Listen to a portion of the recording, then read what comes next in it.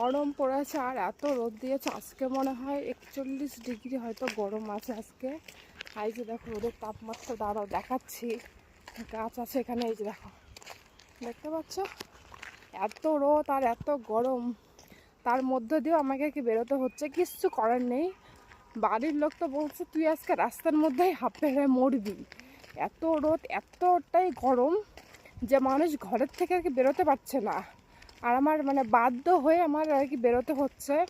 একটা কথা বলে না যে মানুষের যদি কিছু যদি দরকার হয়, সেখানে ঝড় বৃষ্টি যাই আসুক না কেন, দরকার তো বেরোতেই হবে।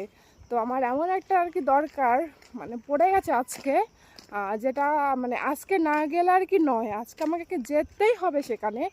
এত গরম মানে হাঁপিয়ে যাচ্ছি, মানে বাড়ি থেকে এইটুকু আসতে এতটা মানে হাঁপিয়ে যাচ্ছি, এটা কিন্তু বলার মতো না।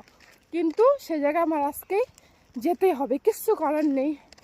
আর বললাম জীবনে প্রথমবার মনে হয় আর কি এতটা আর কি গরম মানে সহ্য করার মতো না। কালকেও বেরিয়েছি, কালকেও মানে ইমার্জেন্সি দরকার যেগুলো আর কি, তো আজকেও সেম দরকার। তো কি বলবো, অবস্থা ভীষণই খারাপ, এখন থেকে তো অবস্থা খারাপই। তো জানি না কি হবে আমার চোখ মুখের অবস্থা। এখনই তো এই কোয়ালিটি, স্নান করে এসছি সবে, তারপরে যে ঘেমে ঘেমে একাকার হয়ে গেছি। এই যে অবস্থা ভীষণ পরিমাণে খারাপ।